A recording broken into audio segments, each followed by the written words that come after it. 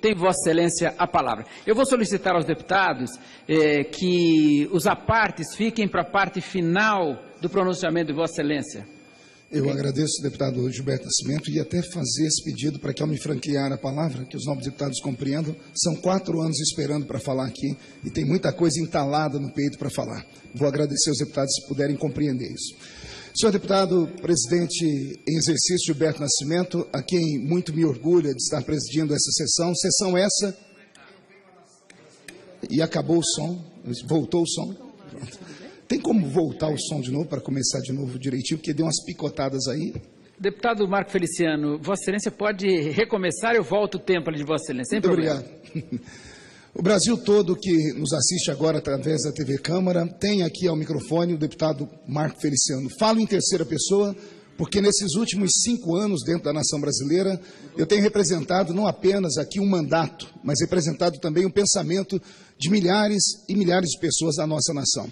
Senhor presidente Gilberto Nascimento, eu fico muito feliz de ter Vossa Excelência presidindo essa sessão, até porque hoje aqui nesse plenário se encontram 2 pessoas que fazem parte da minha história política junto à nação brasileira. Um deles é o Dr. Bauer, que está aqui à minha esquerda e filma esse momento, porque é o meu mentor intelectual e político, e o segundo é Vossa Excelência, que me trouxe ao partido do PSC numa tarde tão linda, onde assinei a ficha dentro de um restaurante. Então, as 2 pessoas que são culpadas, entre aspas, por eu estar na política, estão aqui nesse plenário. Então, Vossas Excelências, Vossas Senhorias, serão testemunha do pronunciamento que aqui eu faço. Nesses últimos 5 anos, como deputado federal pela nação brasileira, eleito e muito bem reeleito, a soma dos 2 mandatos são 600 mil votos, 600 mil votos no estado talvez mais pulsante da nação brasileira, que é o estado de São Paulo, ao qual eu represento com muito orgulho, por ser um estado inovador, por ser um estado conservador em valores, por ser um estado que tanto representa para a nação brasileira. Queridos que hoje nos assistem pela TV Câmara, amigos que estão aí pela mídia social, porque eu fiz uma divulgação plena, o que eu quero falar nessa tarde para todo o Brasil é que o nosso país passa por um momento talvez dos mais difíceis de toda a sua história. Não é nada inovador falar isso, mas eu queria aqui falar sobre motivos que levaram a nossa nação a cair nesse descrédito, a cair nesse marasmo, a cair dentro desse poço sem fundo, que aparentemente parece não haver luz. Eu disse aparentemente, porque enquanto muitas pessoas gritam crise pelo mundo, eu tenho fé para gritar Cristo para o nosso país, para o nosso Brasil.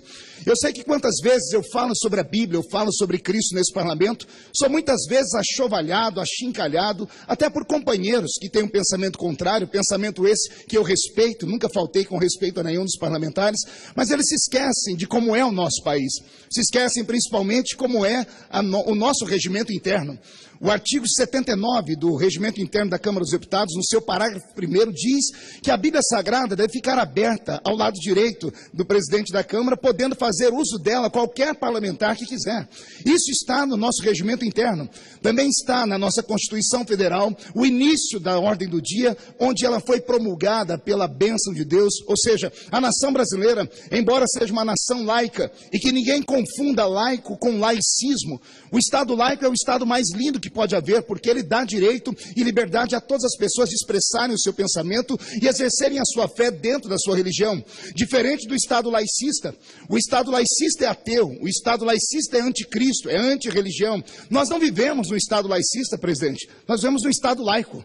E no Estado laico de direito, onde todas as pessoas podem promulgar a sua fé, eu falo nesse momento aqui, se não no nome de todos, mas no nome de quase 88% da população brasileira que tem a mesma fé no mesmo Deus que eu, que é em Cristo Jesus, o nosso Senhor. Cristo esse, que se a Câmara pudesse filmar acima de Vossa Excelência, temos aqui uma imagem dele, crucificado em uma cruz. Eu sei que muitas pessoas amam a cruz vazia, outros amam a cruz preenchida, mas de todas as formas, todos amam esse Cristo. E eu queria aqui falar sobre um episódio bíblico, deputado Gilberto Nascimento. A Bíblia que está à sua direita aí, nessa mesa que tanto nos representa, tem no primeiro livro do profeta Samuel e no segundo livro do profeta Samuel, uma das histórias mais terríveis da humanidade.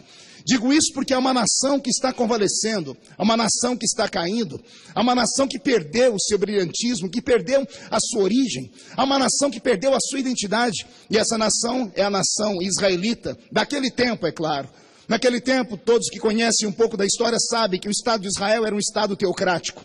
Era um Estado onde Deus era a luz que os guiava. Deus era o legislador que dava a eles as suas leis.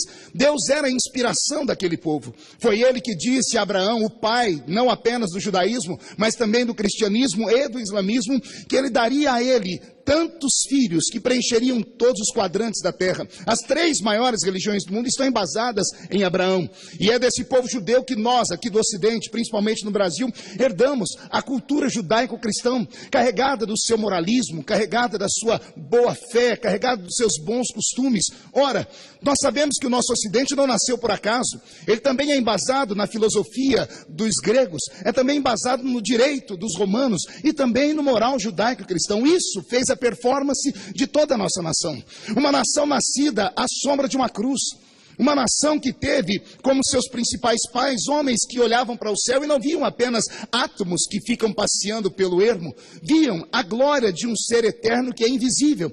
Se é invisível, deputado, como o senhor pode provar a existência dele? Ora, não posso provar a existência dele como não posso provar a existência do vento, a não ser que, mesmo não vendo o vento, eu sinto a presença do vento. Não vejo Deus, mas sinto a presença dele. Aliás, vejo Deus sim.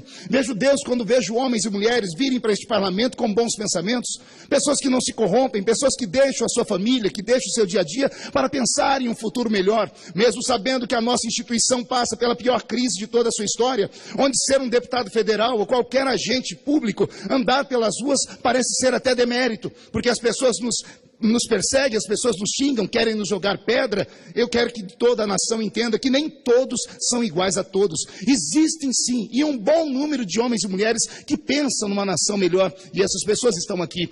E eu queria mandar um recado principalmente para esses parlamentares que estão aqui no seu primeiro mandato. Queria aqui dar um conselho, se é que um deputado que está no seu segundo mandato pode dar um conselho.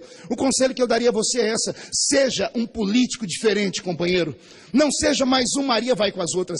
Não chute com os 2 pés. Não faça o malabarismo, porque foi todo o malabarismo político que nos jogou onde nós estamos agora. O que falta na nação brasileira não são políticos. O que falta na nação brasileira são pensadores políticos. São estadistas.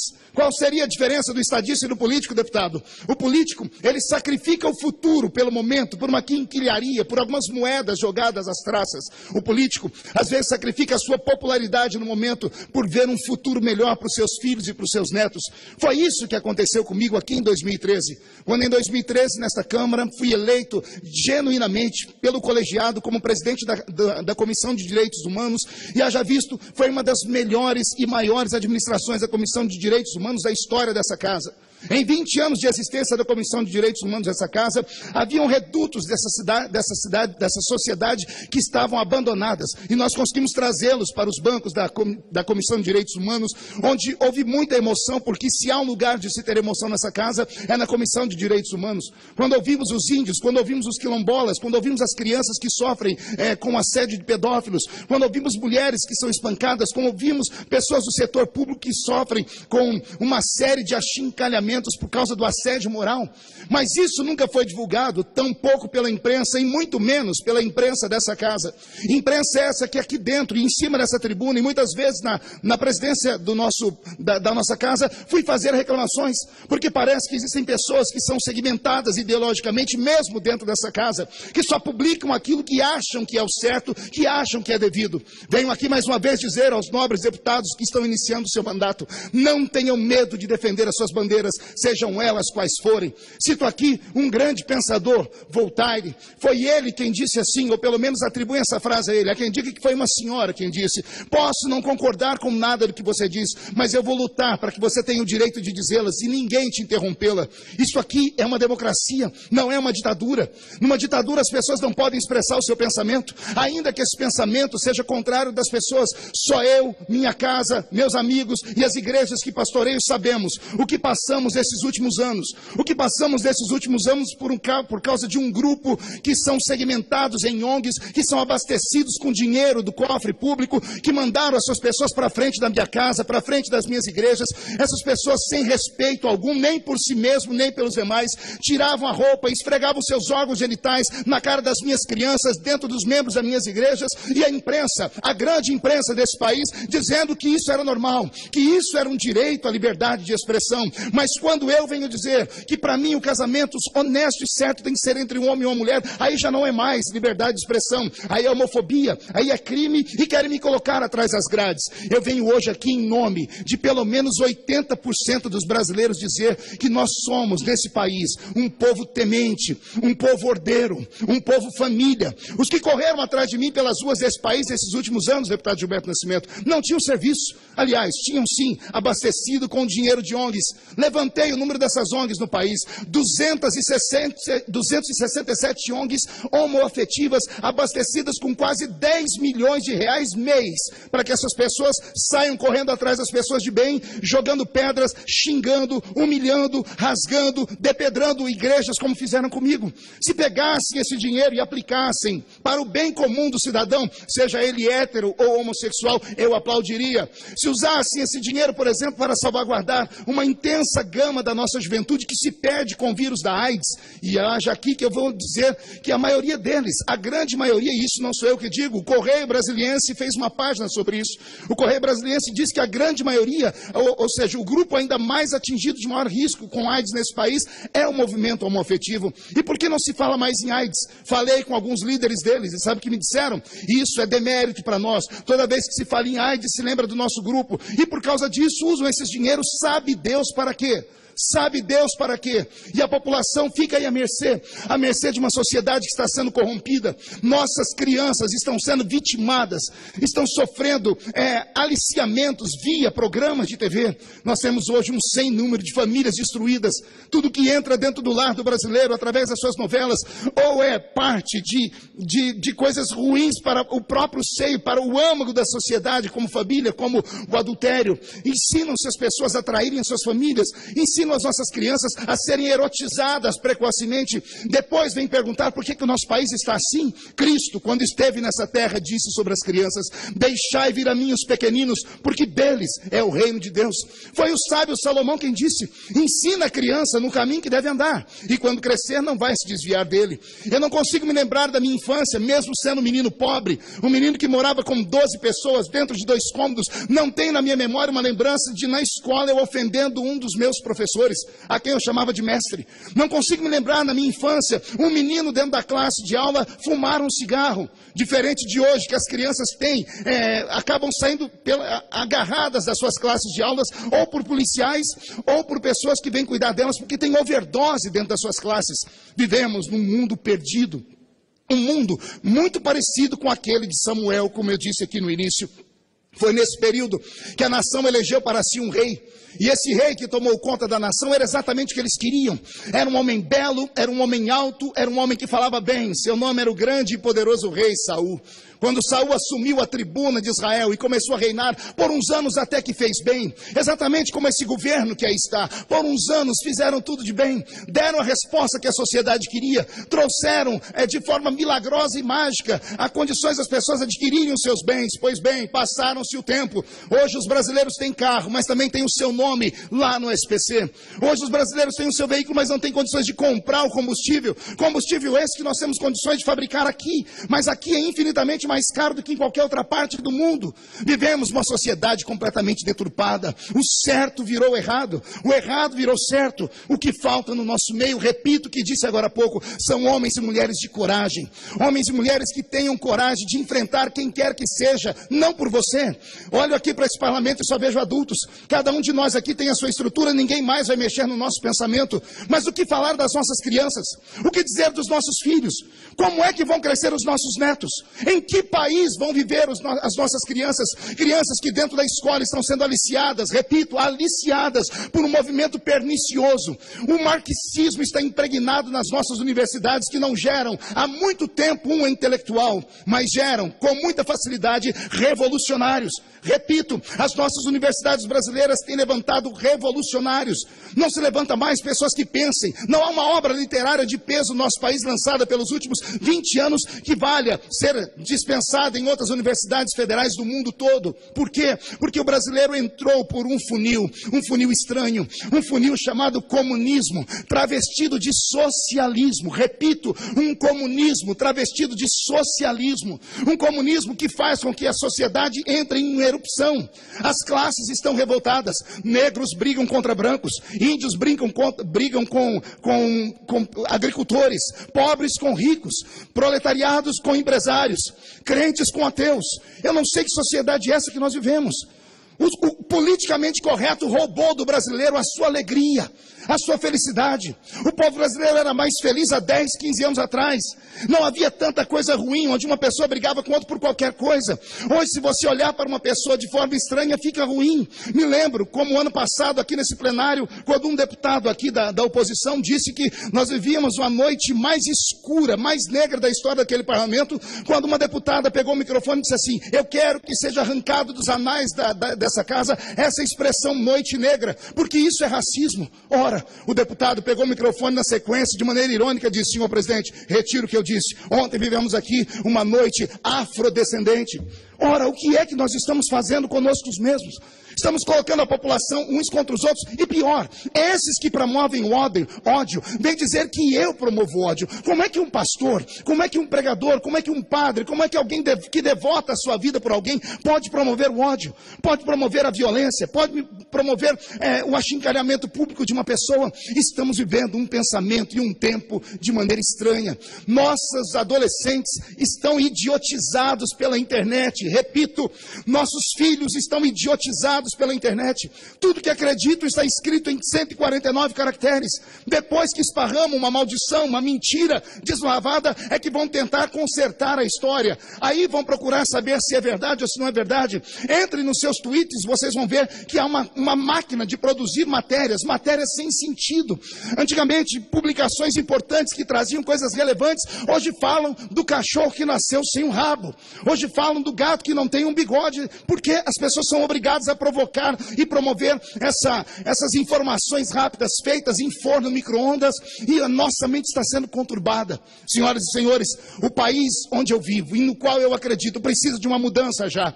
Foi na época de Samuel, grande deputado Gilberto Nascimento, foi na época do grande rei Saul, que depois se perdeu por completo, que jogou a população em um lamaçal, que trocou a fé num Deus transcendente, querido, para viver uma fé material. Foi no tempo dele que o próprio Deus foi na casa do profeta Samuel e disse a ele: Samuel, até quando terás pena de Saul? Até quando você vai ver a minha nação gemer por causa dele? Quero aqui pegar uma parte da palavra de Deus a Samuel e dizer aqui aos homens e mulheres importantes desse parlamento: até quando terão pena desse governo que aí está? Até quando? Até quando vamos engavetar os impeachments? Até quando? Até quando vamos deixar a população do jeito que está? Até quando? Até quando vamos deixar que o partido que hoje governa esse país, que tem os seus tesoureiros aprisionados, que tem os seus deputados envolvidos em escândalos, baterem no peito, andando pelas ruas como se nada tivesse acontecido, e homens de bens, porque temem a Deus, porque têm um pensamento e uma ideologia cristã, são perseguidos pelas ruas dessa cidade? Até quando? Até quando? Senhoras e senhores, é hora de termos aqui dentro coragem e atitude. Até quando teremos pena de Saul? Até quando a sociedade toda vai cair dentro deste buraco? Houve um tempo em que Samuel teve coragem e ungiu um outro rei sobre Israel. E o seu nome era Davi. E o rei Davi é uma figura enigmática, não é apenas uma figura da Bíblia religiosa, é uma figura usada hoje pelas grandes empresas, quando falam sobre o pequeno que vence o gigante. Davi é um ícone.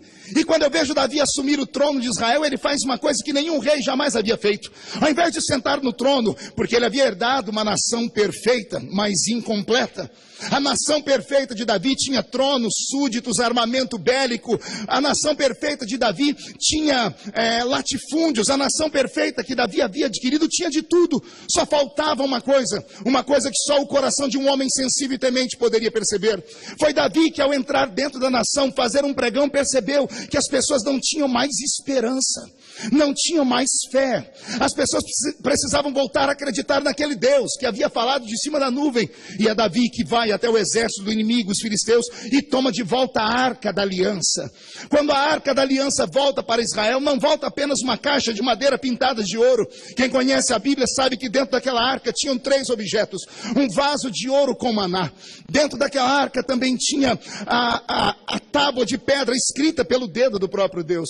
Também tinha dentro daquela arca, talvez uma das coisas mais importantes, que era a flor que havia florescido, a vara que havia florescido no deserto pela chamada de Arão. Ora, dentro daquela arca havia uma tábua de pedra escrita pelos dedos de Deus, que era chamada de Decálogo, os 10 mandamentos. E o que são os 10 mandamentos, senão as leis de Israel, o legislativo de Israel?